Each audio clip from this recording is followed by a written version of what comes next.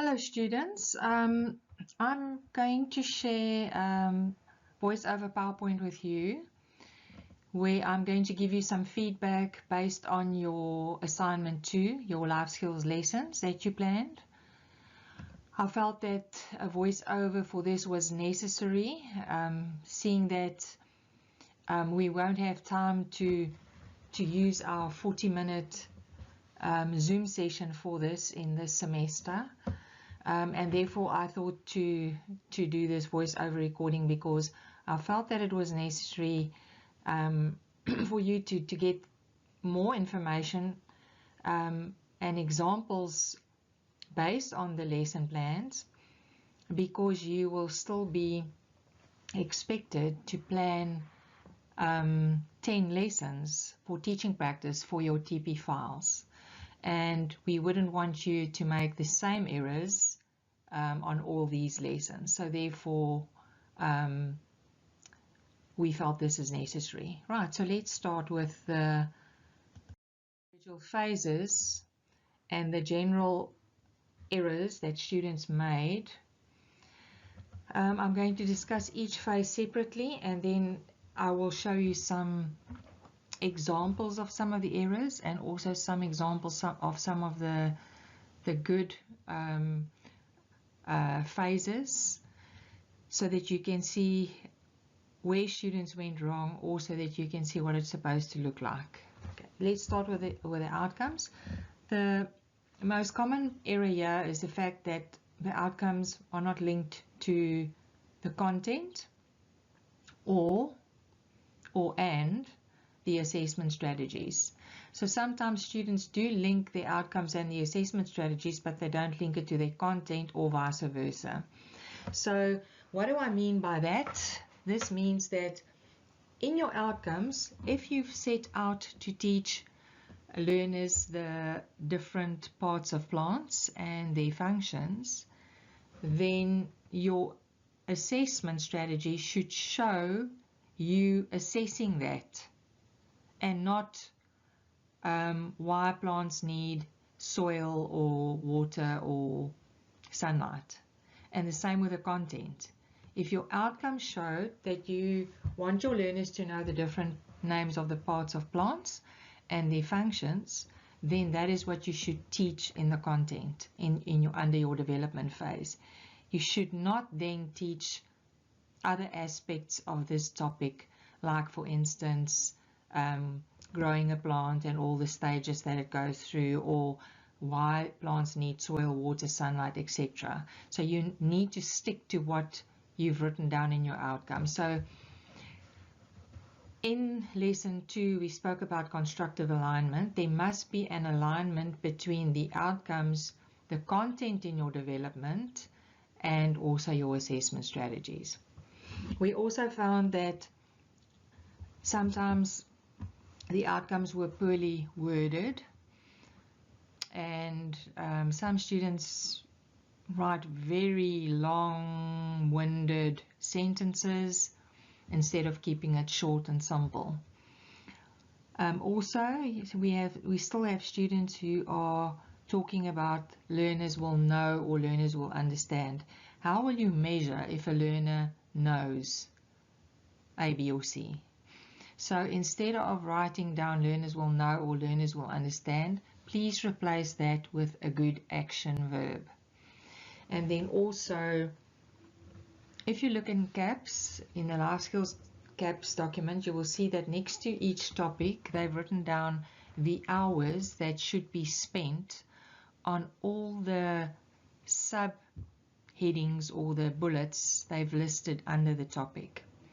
So if you look at the topic and it says there 6 hours, then it means that everything that's bulleted under the topic should be covered over a period of about 6 hours.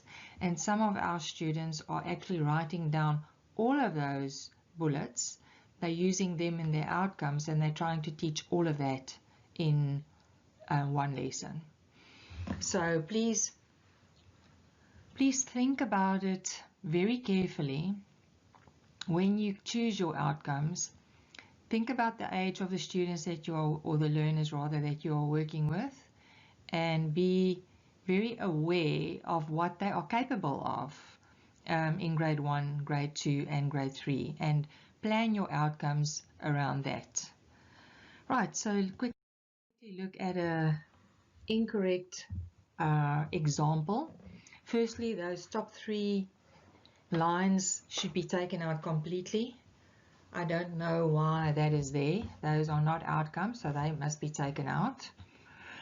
And then if you look at the 2 sentences here, they're both incorrect, because you can see the first sentence read, learners will be able to understand the different food groups and the correct portions for the food groups. So this student will be able to understand that she's not allowed to use, and the rest of the sentence wording wasn't great. So I changed this to learners will be able to differentiate between the different food groups and identify the correct portions for the food groups. So instead of be able to understand, I used an action verb differentiate there, and in her sentence I added a second action verb, namely identification of the correct portions for the food groups. Her second outcome was also incorrect because she also used learners will know that she's not allowed to use. I replaced that with an action verb list. So now it will read learners will list the different examples of foods in the different food groups. So I will now show you the outcomes section. You can see the sentences are short and sweet. They worded fairly properly. And then also there's a good use of action verbs, and this is achievable in one 40-minute lesson. So the learners will be able to identify common road signs. I added there for what, so I would have liked to see there, she referring to road signs for cyclists? Is she referring to road cycle for pedestrians? Sorry, road signs for pedestrians. So maybe the student could have added that to that first one. The second one, learners will be able to explain the importance of safety rules for passengers. So yeah, you can see she added the word passengers. So that probably indicates that the first one will also then be maybe for passengers. The third one, the learners will be able to role play how to cross the road correctly. So she used action verbs identification, explanation, and then role play as her outcomes. Well, as the action verbs for her outcomes. The following phase is the assessment strategy. The big problem here is that it's not linked to the outcomes clearly, and in many instances very vague, where students will only write something like, I will observe the learners during the lesson, or I will question learners during the discussion. But what will you question them about? Which one of your outcomes? What will you observe? Which one of your outcomes will you observe? So that it's not clearly stated, and students lose a lot of marks because of that. If you look at this slide, you can see this is a very good example of clear, achievable outcomes. And you can see they've written in short, clear sentences. That is, it's clear and it's achievable and it's good use of action verbs, etc. And a very clear link between the outcomes and the assessment strategy that I will explain to you now. So let's read the first outcome first. It says there, learners will be able to identify the different danger signs and their characteristics. So what type of action word did she use here? Identification. The second one, learners will be able to explain the meaning of these signs. Thirdly, learners will be able to discuss why it is important to have these signs in the environment. So definitely clear and achievable for a 40-minute lesson. Her assessment strategies is, firstly, learners will be questioned during the discussion, and they will be asked questions about the identification and the characteristics of the danger signs. Then secondly, the teacher will mark the activity done in their books, where they will have to write short sentences on what the signs look like and explaining the meaning of the signs. And then thirdly, she will observe the learners during the discussion to see if they can give reasons as to why we need these signs in our environment. So she used 3 different assessment tools. She used questioning in the first one, she used marking of an activity as the second one, and she used observation during a discussion as the third one. So now let's look at the link between the outcomes and the assessment strategy. You can clearly see, if you read the first assessment strategy, you can see that she's going to question them about the different characteristics and the identification of the signs. So you can see that is clearly linked to the first outcome. The first outcome was to identify the signs and to be able to list their characteristics. So this student has opted to question them about identification and the characteristics of the signs. So this first assessment strategy is linked to the first outcome. Then secondly, she opted to mark an activity where learners would write sentences about what the signs look like, but also explaining the meaning of that sign. So you can see that is clearly linked to the second outcome. And she opted to mark the activity to assess the second outcome. Then thirdly, she decided to observe the learners during the discussion to see if they could give reasons to why these signs are important. Having them in our environment is important. So you can see there the third assessment strategy, namely observation, is linked to this third outcome. So a clear link between the outcomes and the assessment strategies. I know exactly how she is going to assess the identification and the characteristics of the signs. She's going to question them. I know how she's going to assess them, explaining the meaning of the signs. She's going to mark an activity where they wrote sentences based on that. And I know how she's going to assess them to see if they know why we need these signs in our environment, because she's going to observe them when she discusses that with them in the discussion of her lesson plan. So a clear link. I just want to point out that you do not have to have an assessment strategy for each, or let me rephrase that. The number of outcomes do not have to link to the number of your assessment strategies. So it doesn't mean that if you have 3 outcomes, there should be 3 assessment strategies. The only reason why she has 3 assessment strategies is because she used 3 different approaches to assess her 3 different outcomes. But I could have chosen to question my learners on the different signs and their characteristics, and I could have decided to question them about the meaning of the signs. So I could have used questioning to assess both the identification and the characteristics and the meaning of the signs by asking questions on that. So then I would only have 2 assessment strategies and not 3. I hope you understand that. Then, with regards to the introduction, many of the introductions were not captivating, or a very poor selection of songs or poems or stories.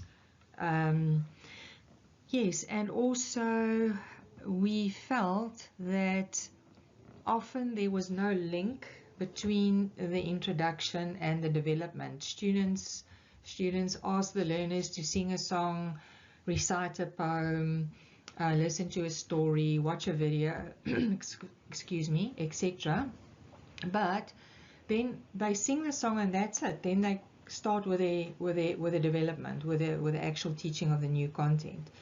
There needs to be some flow between your introduction and your development. So when you choose a story or a song or a poem or a video, or you just have a chat about, say for instance, my lunchbox, what I have in my lunchbox for the day, then you will have to ask at least 2 or 3 questions to link what they've just viewed in the video or the song they've just listened to, or the video or the story they've listened to, and you will have to ask 2 or 3 questions based on that to link it to the development and the new content that you're going to teach now. Also, students, you need to remember that if you're going to use a video, you need to paste the URL on your excuse me, on your lesson plan, so that we can click on it and we can watch the video to see if it's relevant and age appropriate or not. If you don't attach your video, then, or if you don't attach the song's words or the words of the poem or a short summary of the story, then we cannot assess your introduction. We cannot say, yes, this is a good introduction if we can't see the video, or if we can't see what the words of the poem is all about, or the song, etc. So many of you are also starting to teach the new core content straight away in your introduction, which you're not supposed to do. Your introduction is only there to test prior knowledge, or to, not all, you should actually also captivate your learners' attention in the introduction. So the new core content, the new facts or skills that you're going to teach them, that should be done in the development phase and not in the introduction. Let's look at the following introductions. There are some good and bad things about this one. Firstly, the student said that she would start off with questions with regards to the existing knowledge of healthy and unhealthy foods, and she asked 1 or 2 questions there, which you can see, and that is correct. You can, if you look at the heading, it says there actualization of prior knowledge, so you can ask questions to see what they remember of work that they did in a previous lesson or in a previous year based on this topic. But then after that, she taught them a song called Healthy Food versus Junk Food, and she referred to an attached Appendix A, which I obviously went and I viewed the video or the song, but I felt that this song was too difficult to teach to the learners in one lesson. So those are things you need to consider when you choose a poem or a song. You know, if it's going to be too difficult for them to learn or to follow the words written on a big piece of paper, then you should rather look for another choice. Okay, so, and also it feels a little disjointed, because she's starting off by asking questions about what they already know, then she tries to teach them a song that will be too difficult for them, and then there's nothing before the actual teaching of the new concepts or skills. Okay, so choose your songs or your stories, etc. carefully, and then ask questions based on that to link the song or the story or the video to what you're now going to do in your development. Okay, let's add a better introduction. Yeah, the student starts off with a safety sign song, which was relevant and appropriate, and then she uses the song and she asks questions to see what what their prior knowledge is on this topic. So you can see she's written down 3 questions there, and I've kind of improved on the questions for her. But now you can see there's a better flow from introduction now going into the development of this lesson, because they sang the song. She asked questions based on this video, that they sang. It was a video that they watched, and they sang together with the words on the video. And then she asked the questions. By that, she kind of tested to see what they already know, and then she started with her new concepts for the day. So this is a better introduction. Then when we get to the development, this is the big problem. And I think it's not a case of you not knowing what you should do here. Yeah, I think it's a case of you are too lazy to do what you're supposed to do. Yeah, I know it's a lot of work to write out all the facts that you're going to teach, but unfortunately that's it. We always say that if your mom or your dad or another teacher at the school picks up your lesson plan, they should be able to teach that lesson. So therefore your development needs to be thoroughly done. So let's start off. First thing, students do not research their topics, so they think they can teach by using their own general knowledge on the topic, and for most of you that will backfire, right? So there's no or very little core content.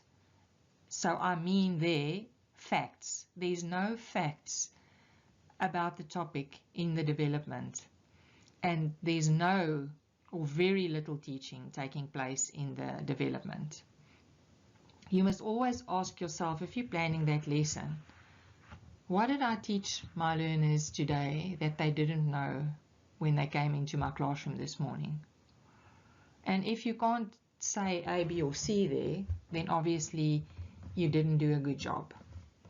So many statements like we will have a discussion about pets, or I will ask the learners what pollution is, are written under the development phase, and it's because students are too lazy to write out the facts. So they think they can take a shortcut by just saying we will discuss pets, and then they don't have to write down the facts. But you're losing marks because you're not writing down the facts. So under that, you should be saying, we will have a discussion about pets. We will discuss the following aspects. 1, taking care of my pet. Learners will discuss, firstly, why we should take our pets to the vet on a regular basis, and then you will elaborate on, you can bullet the points, why you take your pet to the vet. And then you will say, you will also discuss regular exercise, and you will elaborate on what do you mean by regular exercise, what are the different things that you could do with your pet. It also depends on the type of pet, etc., etc. So you need to state the actual facts that will be discussed in your development phase. We don't want a list of 50 questions in your development, like what is pollution, or which animals can we keep as pets, how do we look after our animals. We don't want to see that. We want to see the facts that you will teach them about the topic that you selected. Right, then also students sometimes they don't mention their use of their resources in the development, and you'll see it's part of your heading of the development phase. So students don't say that, yeah, I will use a flashcard with the word pollution on, I will put it on the board, and I will ask a learner in the class to define the word pollution. And after doing so, I will put the definition on the board on a flashcard, or I will write the definition on the board. Students are not saying that I will use a hand puppet for the introduction, I'll put it on my hand, and this will be whatever the name of the puppet will be, and I will use this in my introduction when I'm telling them the story or something like that. You are not including your resources, and you're not referring to them as Appendix A, B, C, D, or E in your lesson plans. Also, some students only have activities in their development. So they write, we will have a discussion about pets, and then after that there's one or maybe two activities, and that's their development, which is obviously incorrect.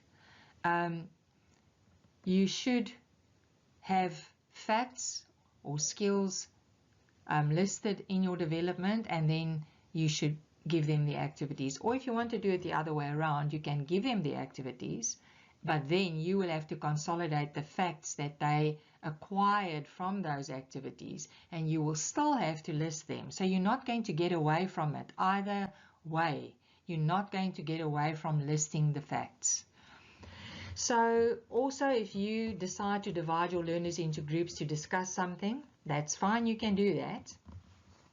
But that also doesn't mean that you don't have to write down the facts that they are going to discuss. You will have to write down the facts that each group will discuss. If it's different things, like say for instance, the one will do water pollution, the other one will do soil pollution.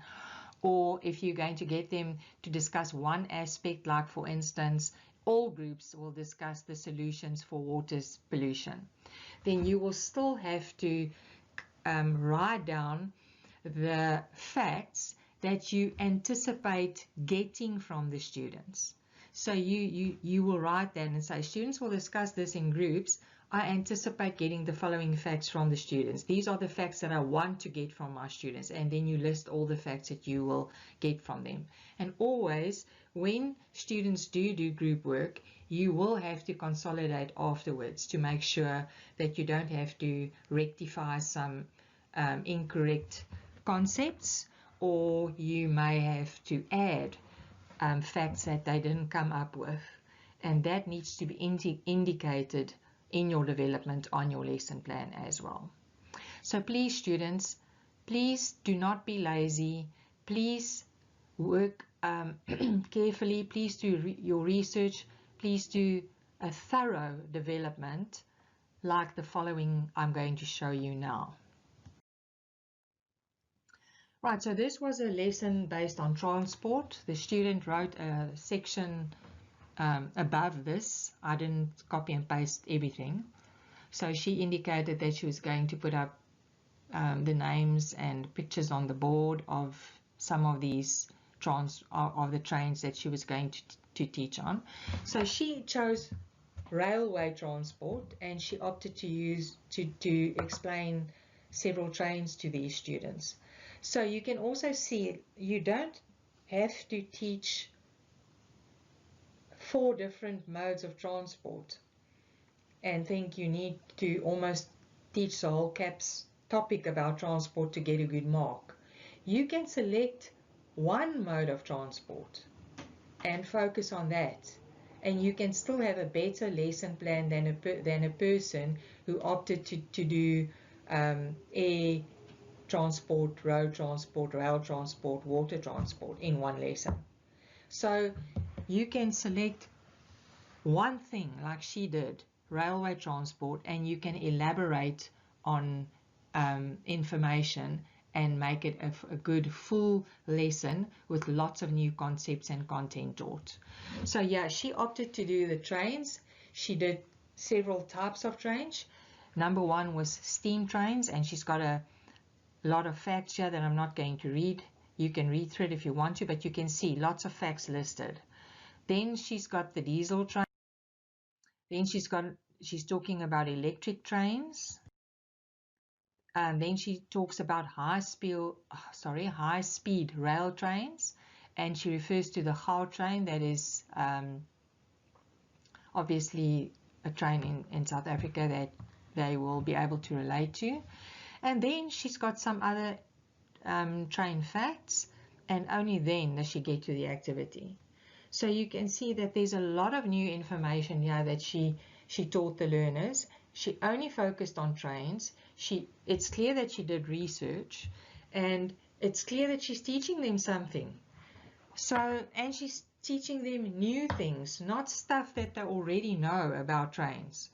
So this is a very thorough and good development. The next section, which is actually part of your development phase, is the questioning section. Students do not give this a lot of thought. I think students write down the first question that pop in their head. They write down under level 1, the second one under level 2, and the third one under level 3.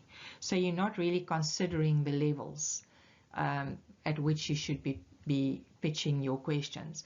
You must remember that level 1 is a basic recall questions where students have to remember what you taught them. So if you, for instance, taught them about the plants, then something that they would recall is things like naming the parts of the plants or listing the parts of the plants.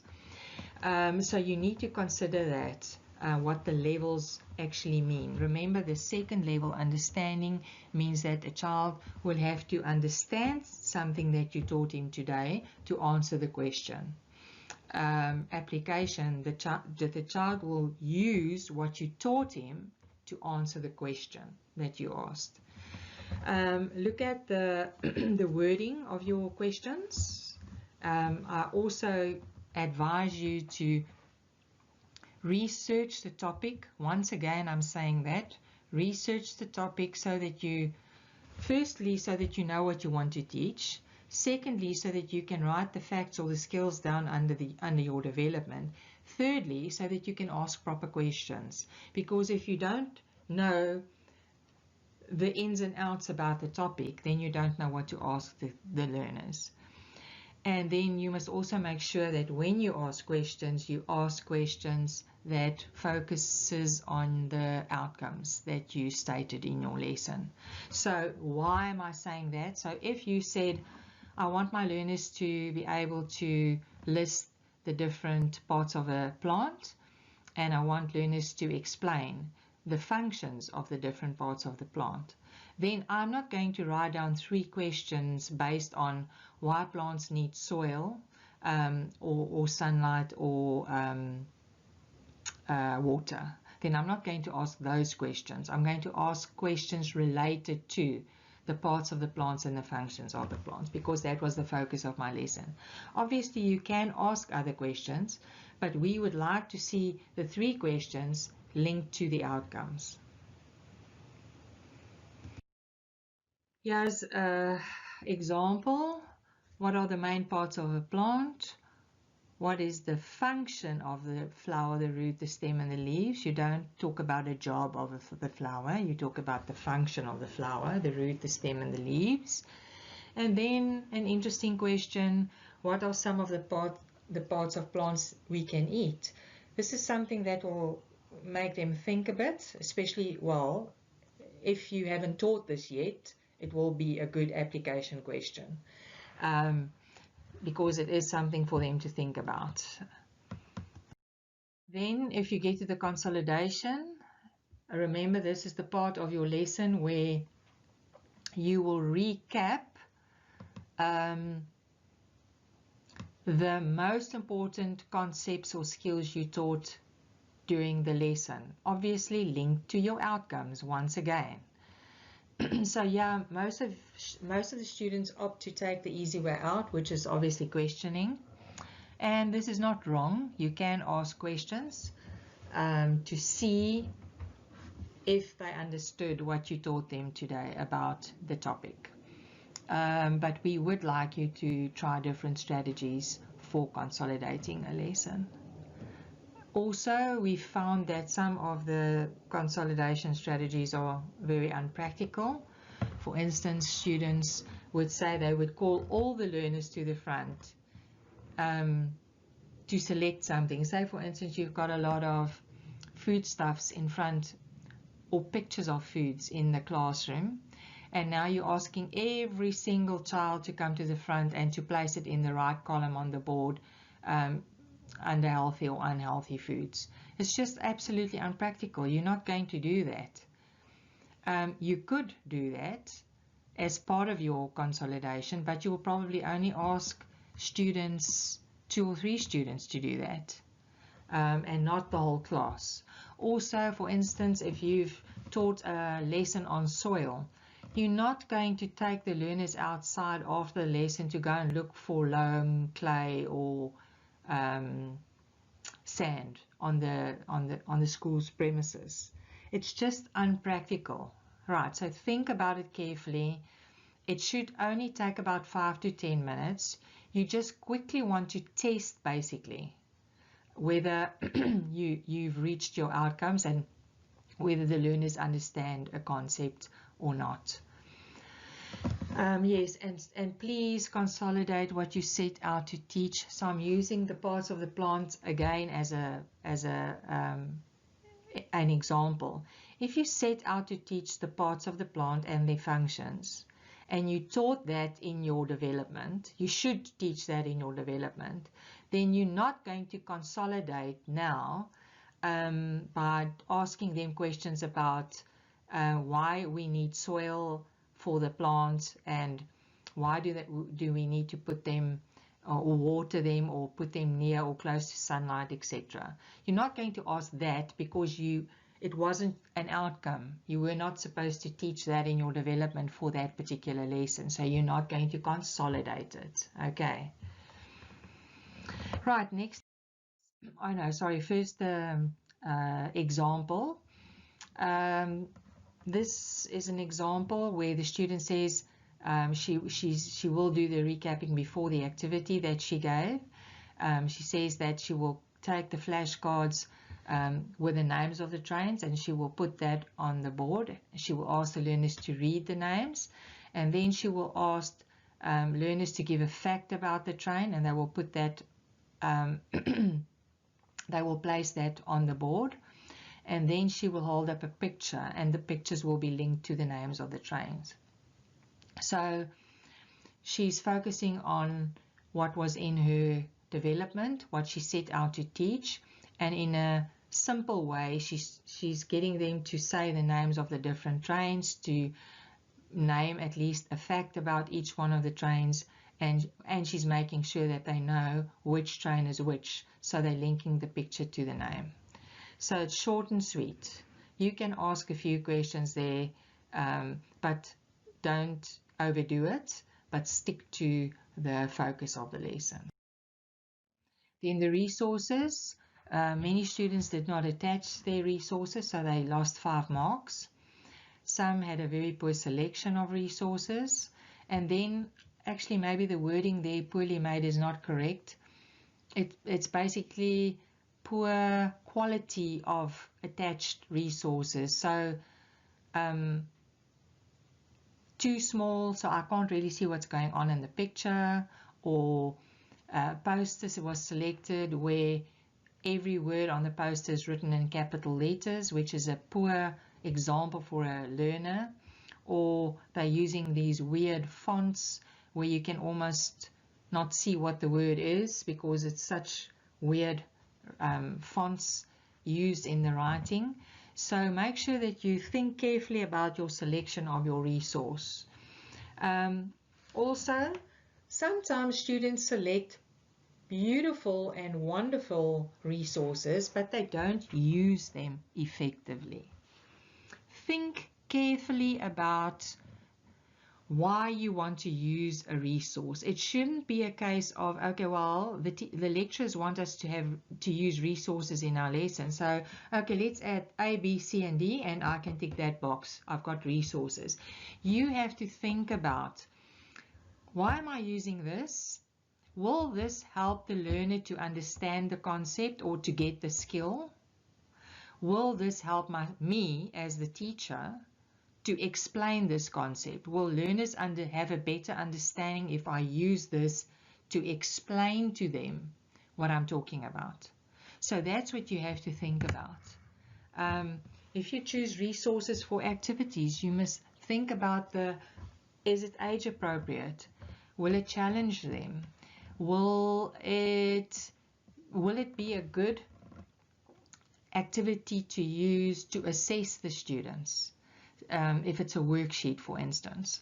So think carefully about your resources, okay, and then also make sure that your resources are linked to your outcomes. Once again, you're not going to use a resource if it's not the focus for that lesson for today.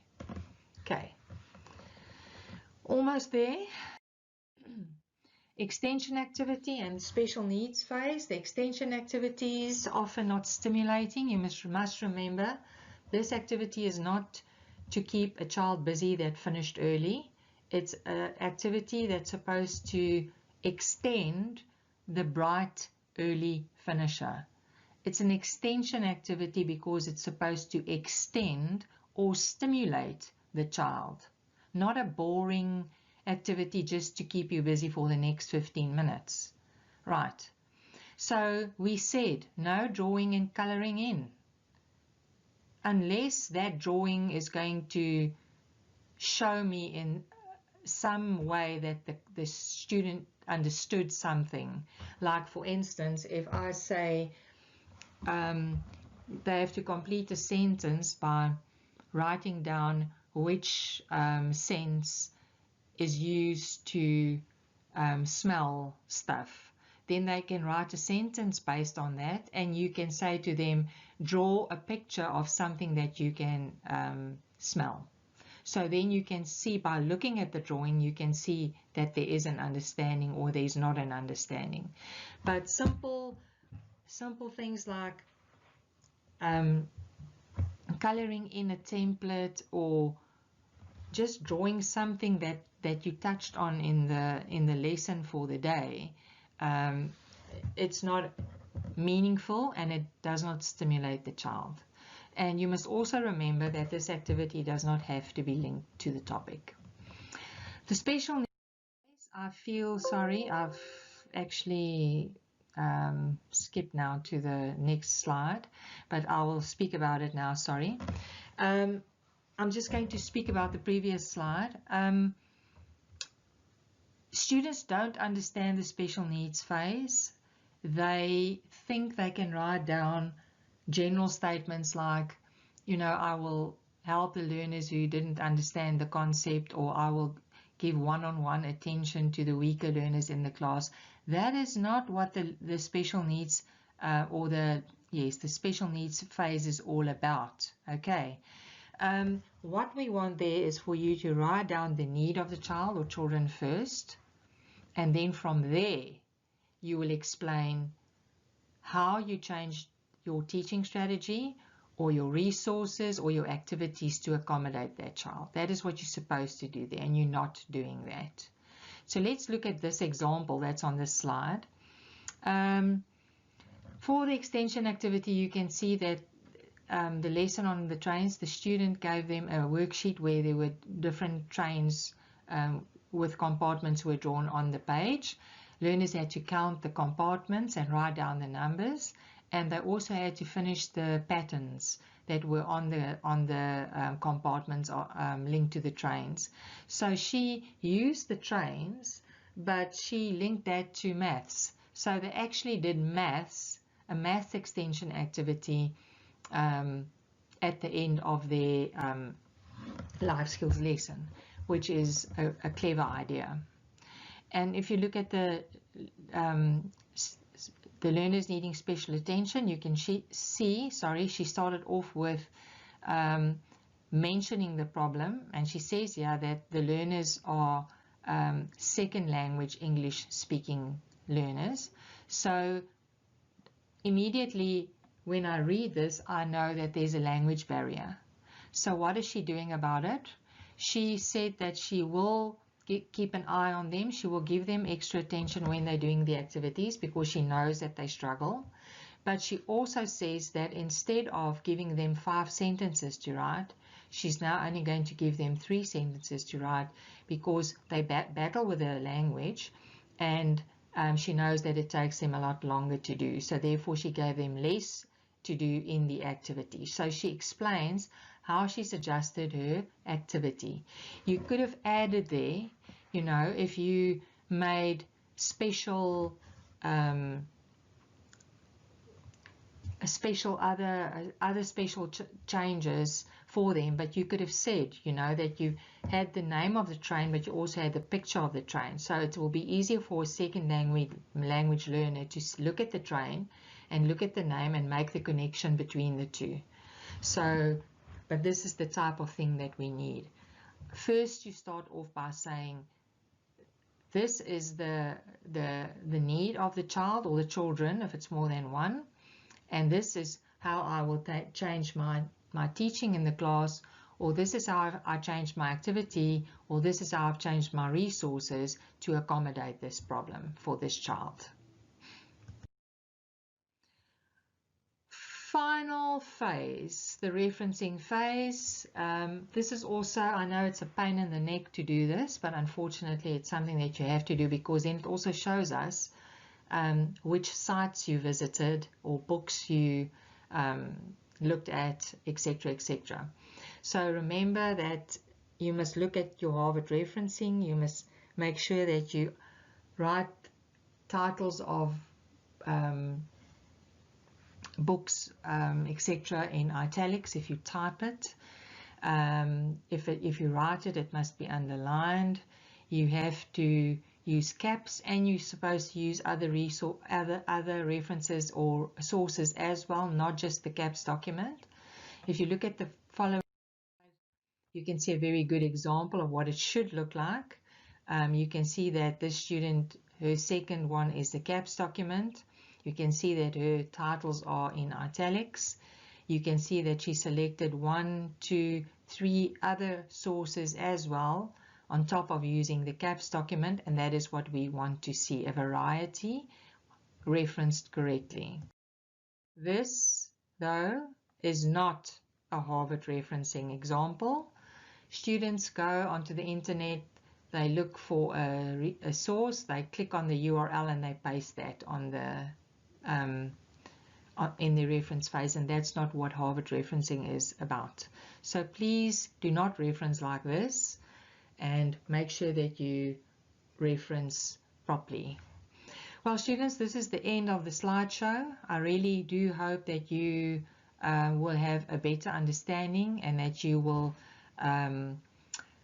you know, make sure that you do not make the same mistakes you did in your assignment 2. I hope that this gave you some clarity on where you went wrong, and maybe you have a better understanding now of what you're supposed to do. I hope so, and I really hope that this helps you. Thank you, students, and good luck with the lessons. Bye.